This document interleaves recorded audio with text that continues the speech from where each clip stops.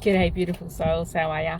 Liz Rossi. I was going to take us for like an outdoor walk today, and then it started raining and it's just heavy and then light rain, and I do love the rain. However, today I wanted to talk on the topic, and I've written stuff down so I don't talk too much, but I put from overwhelm to balance and managing time with self-love, which is really, really important. I help neurodiverse women to create healthier relationships as a holistic relationship coach, counselor, and registered nurse.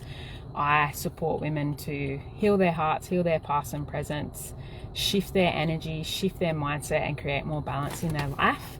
And I look at the really simple foundational things and the 1% shifts, which is really important. And so I want to share some practical tools on I guess how to create more balance when we're managing our time, because as neurodiverse women there could be billions of things on the list that we want to sorry, bad reception. I was just saying sometimes we've got billions of things on our list of things to do as neurodiverse women, and we might overthink things or procrastinate or feel stuck, and then we might not then start or complete anything. So I just wanted to go into a different sort of perspective on this. So when we feel overwhelmed, I've just written all this down. So when we feel overwhelmed, things can feel almost uncertain and out of control because we're not sure like what's the next step, what's going to happen, and then we might future pace it. So we might look at, next week or in 6 months time, or if we don't get this shit sorted, then what's going to happen? And I totally relate because I plan 10 years in advance, and some of my clients and friends are like, oh my gosh, like why do you plan 10 years ahead? That's a great question. I don't mean to do that. I just always plan ahead, and I have a goal and I have a focus, and then I start it and then I complete things, because I had to learn that. Like I had to learn how to do uni. Like it was hard, like getting good marks, but I had to really focus. So if I use that as an example and bring it back, a lot of my friends at uni could go out and party and then hand in their assignments the night before and get a HD. I would sit at the front of the class or even sit at the back, but I'd really have to listen, write everything, highlight everything, study it for weeks on end, start the assignments 3 to 6 weeks in advance to get that good mark. So I had to work a lot harder because my brain works a bit differently. So I had to have extra time and process things and reevaluate things, and that's just how my brain works, and I had to just learn to accept that. So yeah, what works for one brain might not work for another, what works for one person might not work for another. So it's just good to know that. So when we feel overwhelmed, I guess how can we create more uncertainty? And then we might start planning. Now when we're planning, that could be if you talk to your psychologist, or for your love and support and for protecting me, and like sorry guys, that can sometimes be supportive. So the rain and the reception for some reason really don't like me, and I'm like whatever. So I guess when we then look at what I've written after that is I've written it as, I'll hop out of the car if it happens again. I actually don't mind the rain, and we'll just go from there. So what I was saying was, the next thing I wrote down was, we're utilizing present language affirmations. I just make shit up as I go, like, because that's how I teach, right? It makes sense. So when we're utilizing present language affirmations, you just break that up. That's bringing language that is present into an affirmation. So it's not going from black and white. We're not going from A to Z. I will not teach you from A to Z.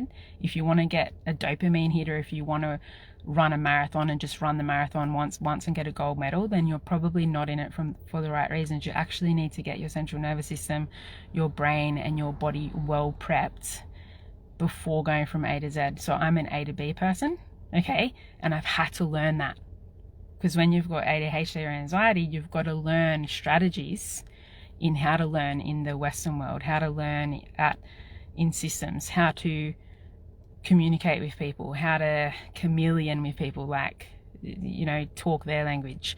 You've got to learn present language affirmations. So if you get a thought that's negative or that's self-deprecating, you would then pre-frame it and you'd say, thank you. Like, I'm going to look at that closer to the time. That's something I'm going to look at tomorrow. Thank you. So that's more of a present language affirmation. And see how it's not from A to Z. It's not like, I love myself. It's like from A to B. Hey, thank you. we're going to look at that tomorrow. It's A to B. It's like a one dolly step. Okay, and I believe if we take one dolly step a day, that's how we achieve goals. But if we go in with blazing, we've got all this energy and all this fire, that's not going to work in the long term. It works for short-term things if it's a short-term thing.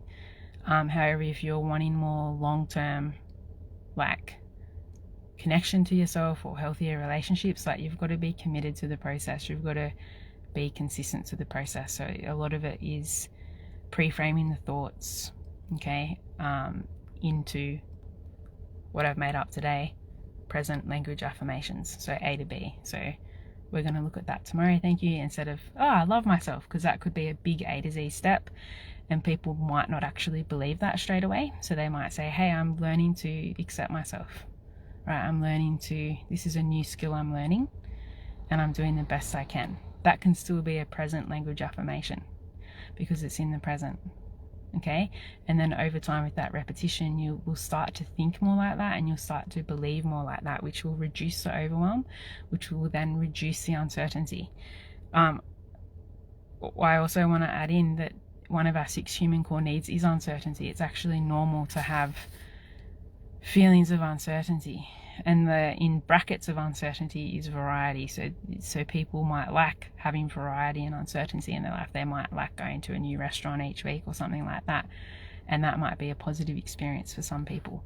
Other people, if they've got social anxiety or a diagnosis of autism, they may find it frightening to go outside or to go to those type of social events. So we might ease them into that process. That might be a goal for that particular client, right?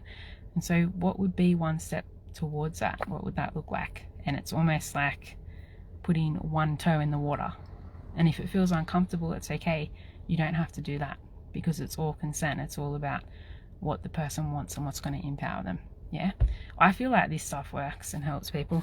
So then the third thing I wrote down was, this over time creates more balance and presence and self-love and self-compassion. So ultimately, just with that sentence, when you're aware of the overwhelm or the uncertainty, you then are pre-framing the thought or language into a present language affirmation, which then shifts into self-compassion over time, because you're then respecting yourself. You're like, hey, it's okay, I'm a human, I'm not a robot, and I'm learning each day a new skill.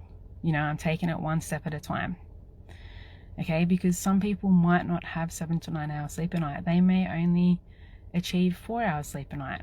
Okay, so if they're going to be having 4 hours sleep a night for whatever purpose,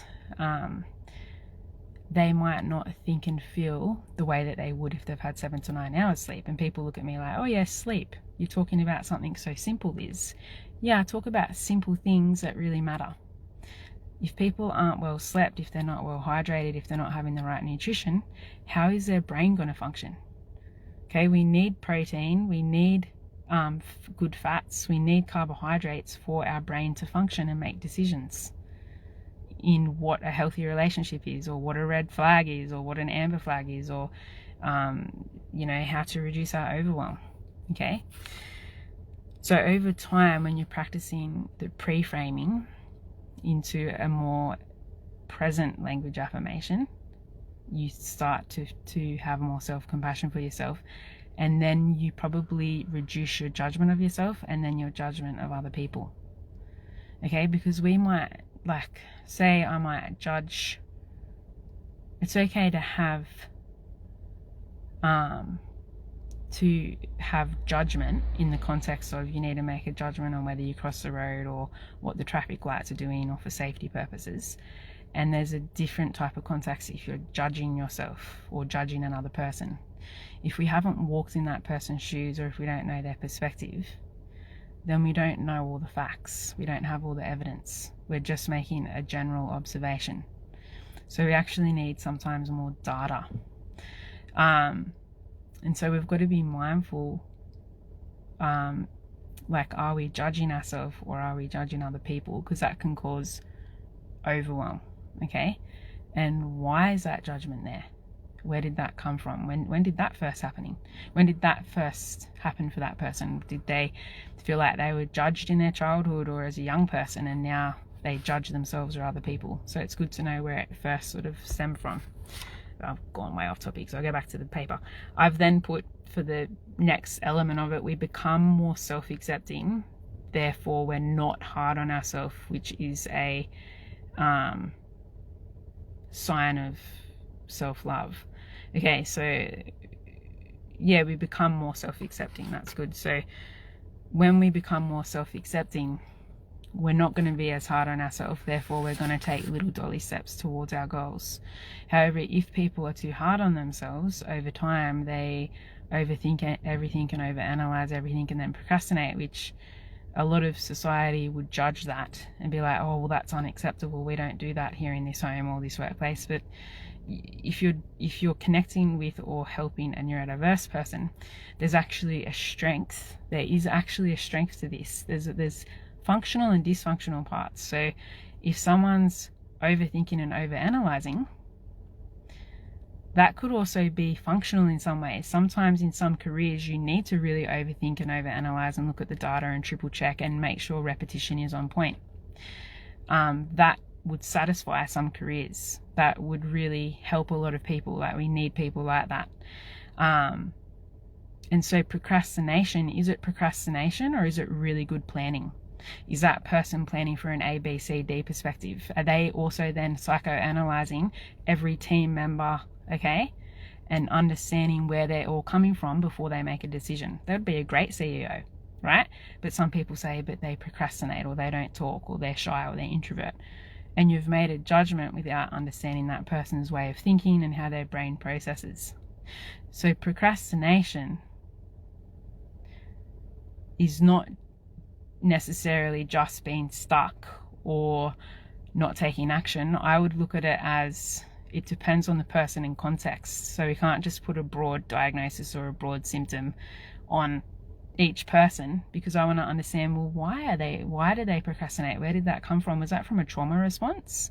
Was there verbal or emotional abuse in their childhood that would then lean them towards being an overthinker or an overanalyzer, like they're walking on eggshells all the time? So that negative experience or trauma response that person might experience might actually be like, they could utilize that as a gift. Again, most people look at me and be like, oh my gosh, how can you utilize that as a gift? Well, it's shitty what happened to that person. However, what can they do to go through the grieving process and get through to acceptance and then move forwards and utilize those giftings as a strength? Because it can be a strength. Like, anxiety can be a strength. ADHD can be a strength. Autism can be a strength. But society, once again, will say all those things are bad and dysfunctional, and, you know, it's like, no, not necessarily. Like, with ADHD, you might have a lot of energy, which can help you to get things done or completed. With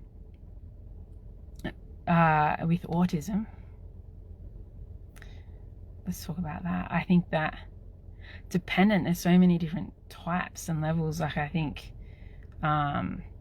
you're able to tap more into your creative energy, right? So it might be drawing or creating something, for instance. And then for anxiety, like, it allows people to plan for the future, right? And so there can be positives, right? We don't just want to look at things as, oh, that's bad. It can be helpful in moderation, which can also reduce overwhelm and create more balance. If we look at things with more balance, if we look at things from both sides of the coin, we're going to get a better result. But if we just look at the world in a fixed mindset, like everything's black and white, we're not going to get anywhere, right? If we don't see the world, sometimes we need to look at it with pessimistic glasses, dependent on the context, because that's the reality check and the logic. And sometimes we might need to look at it more optimistically, more positively. I said I'd hop out of the car when that happened, but then it just came straight back on. So let's just bear with it. I'm about to finish. So and then we'll get out in the rain. That was my commitment. So the last thing I put on here, I'm a rain chick, I don't really mind the rain. And it was just totally out of, what did I put? Taking care of others means taking care of you too. And what does that look like to you? I wanted to sort of add that in, because a lot of us women that are neurodiverse, we might be empaths and we love to give to other people, and we might not like conflict or confrontation, and we want everyone to be happy. But we've got to let people be people, and we've got to let them, with the Let Them theory by Mel Robbins, let them be who they are. And from that, I think that's where boundaries come in, because then you know what is okay for you and what isn't okay. What is okay for me and what isn't okay for me. What is okay for you and what isn't okay for you will set you up with your boundaries. It's simple questions. What's okay? What's okay for you with your friends might be different to with your family. What's okay for you at work might be different as in your personal life. So what is okay and what isn't okay? And then you can micro it to what is okay and what isn't okay for each individual person.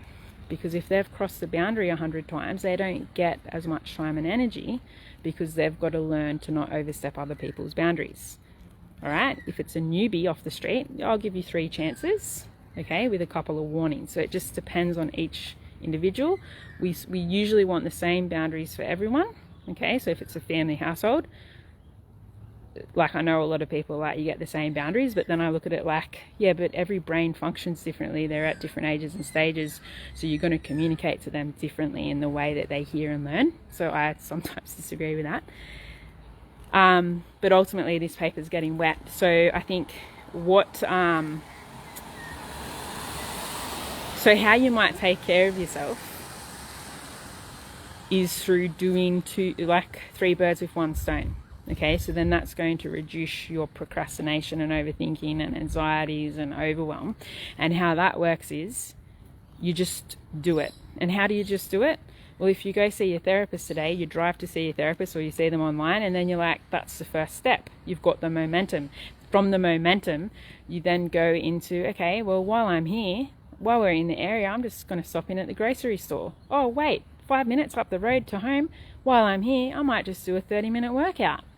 Fantastic. You've just knocked out 3 birds with one stone. You've gone from A, B, C, D, and then you're back at your destination.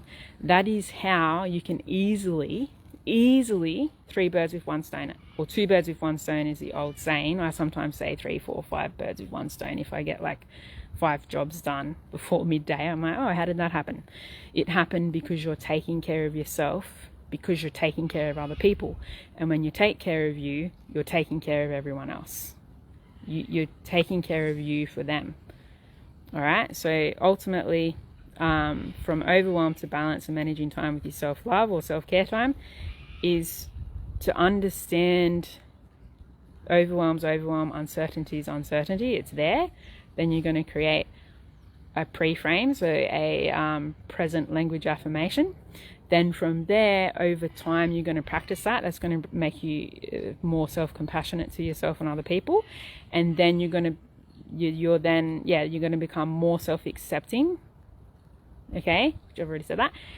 And then you realize, okay, I'm taking care of myself. And through taking care of me, this is actually taking care of other people. Because when you're more relaxed and your central nervous system's more relaxed, that's going to relax. Naturally, you're actually co-regulating with the world around you.